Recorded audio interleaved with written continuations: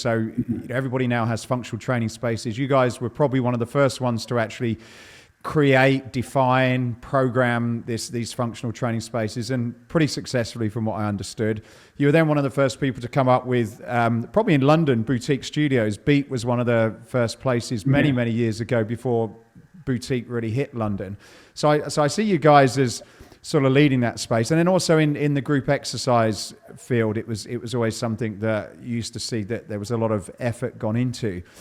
What do you see now in terms of, I suppose, Group X and boutique, which are sort of different ways of packaging a similar thing in some respect? What do you, two things, what do you see is sort of happening now in the market that you're in regarding the traditional Group X space, the sort of boutique concepts that you've been involved in, and where you see that sort of going? Is it a revert back to the traditional studios? Is this now important? Is it a case of having to really up the game and do more of these sort of club concepts? I was just sort of curious to see how you specifically see that now.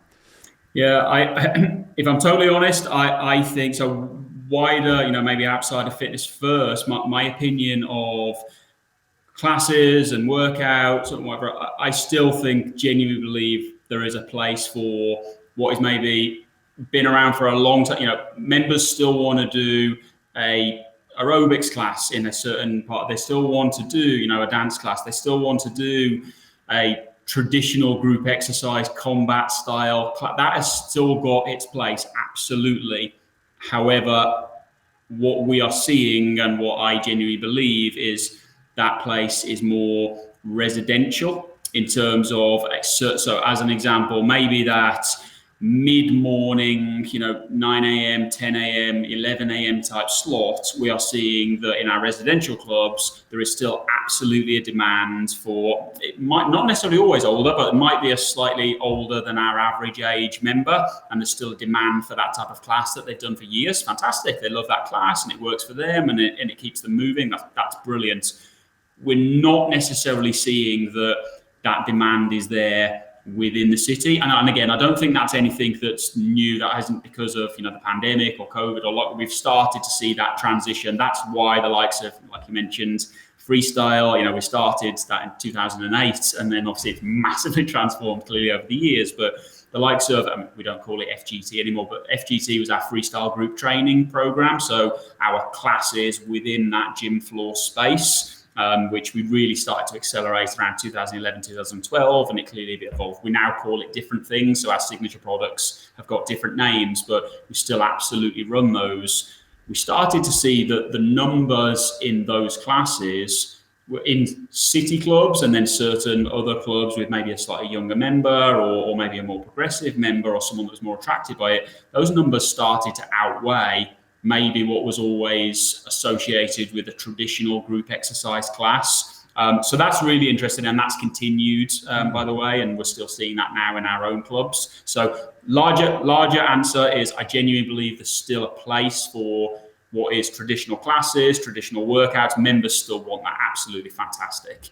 But there is definitely a more progressive member, some of that is younger, not always, that wants more of that higher end, experiential, more advanced, whatever the word might be for them. And boutique operators have definitely got a part to play in that. So when I start thinking about some of our classes, because I go to some, I suppose you could call them our competitors, I don't necessarily always see it like that, but I go to some of the boutique operators, we do their classes, myself and some of the team, and it's just good to experience, because sometimes it gets you out of your own environment, but it's good to experience as well, to go, right, well, what are our takeouts from this? What are our learnings? What are they doing well?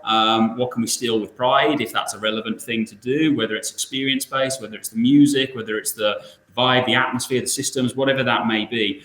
What we're seeing is that our signature products, so the likes of our shred class or the likes of tracks, which is one of our newest rollouts this year, or our rocks class, which is boot camp with boxing, you are definitely, and again, it's anecdotal, but if you go into those classes in our clubs, you will see a very similar customer profile in terms of maybe age, look, how they come across, as you will do in a traditional boutique operator that's doing whatever they are doing.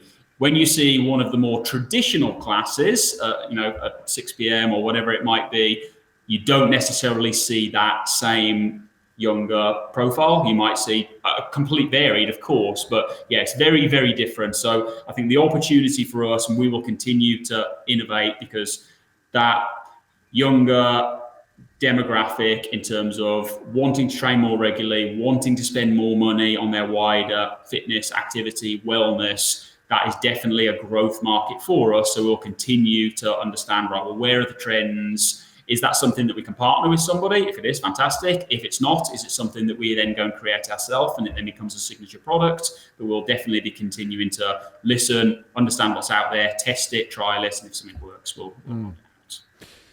So you, as I said earlier, you've definitely been in this a lot longer than most people, including a lot of the boutiques. And you've done both models. You've had the sort of kind of experience in a traditional studio room, and you've done it where you've had the lights and the music and everything that goes with that. And you've also had the difference in trainers as well. So if you had to kind of look at what makes that a success in terms of these thriving boutique, I'll call them boutique concepts. So what would you boil that down to? Is it a case of, look, you've got to get the room right, you've got to invest in the lights and the sound? And I know it's probably a combination of all things, but if you had to sort of see the things that really rose to the top, where, look, that's one thing that if you don't get that right, you're screwed. What would you say some of those important things are? So I think there's a difference. So I think if you are a standalone boutique, because we had experience of that with Beat, and then obviously as part of the business, we had a couple of other clubs where we trialed standalone as well. There's a huge difference between trying to make that successful in isolation, even though it's part of a wider network. The reality is that building on its own, getting people to go into there, that is in isolation, making that successful. That is very different to call it a club-in-club concept, whether you do a very similar thing or not. And the reason I think that is that to try and get somebody to go to your facility, call it your boutique, whatever it is, so we had Beat. So try and get somebody to go to Beat. Well, that is so different all of a sudden that we'd never experienced that before, trying to drive somebody into a facility where we've only got one thing on offer. And obviously we have a variation of classes, but effectively it is one studio. Well, we had two. We opened a spin studio as well. So you could argue it was two, but really it was one in terms of driving them in. You do a class and then you exit. That is so different from anything we'd ever experienced before, where clearly right now we've got a full service operation in all of our other gyms, and we always had, where people will come in and then it's more about, well, how can we signpost them to the library of products and services and which one would suit them better to hopefully make sure that they then come back and they come back more regular. So back to the difference is, because you're trying to get people to go in for this single thing on its own, and it can be perceived as expensive. I'm paying £20 or £25 or whatever it might be just for that one class versus, 50, 60, £100 for a membership. I can go as often as I want and do what that's very different in terms of the perceived value. So your question in terms of our learning was everything. It was the branding piece to attract them. This has got to come across as, cool, innovative. Why would I pay you 20 quid to go for that when I can be a member of a gym and go often as often as I want? So you've got to get the branding piece right. Of course, that's so obvious. I'm not saying it's anything, of course, but that's so obvious. But then once I'm there, it's got to be that elevated experience, because why would I ever come back? Because it might not have been a repeat subscription payment. If I'm coming back and paying, there's a risk there, retail side, that they don't actually pay and come back a second time. So the facility, the vibe, the music, the instructor, the community element of how we connect them. So everything had to be elevated. The difference of doing that in our clubs is we clearly still want to deliver the best experience we absolutely can. Of course we can. But the amount we would have to spend, and we did spend, on this standalone boutique club, we don't necessarily need to do that. So if we want to create our Rocks concept as an example now, where we've converted, in one of our clubs, we converted a squash court. So it's a standalone studio. It's a standalone room that's got 8 treadmills and 8 boxing bags. So I can do a 16-person class, or I can actually put another 8 people if I wanted to do a middle row. So it's got the boutique feel in terms of it's a closed studio. That's not on the gym floor.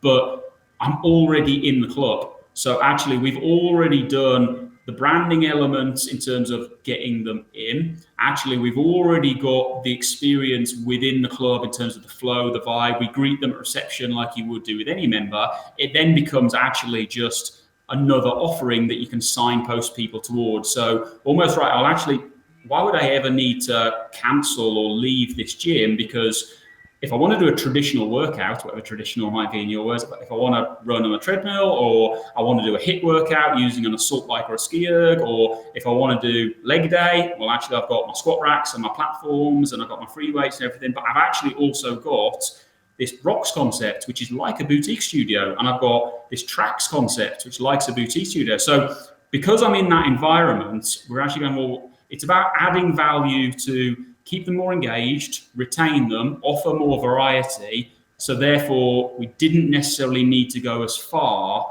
in the isolated, make this studio as amazing as what a standalone would be, if that makes sense. Yeah.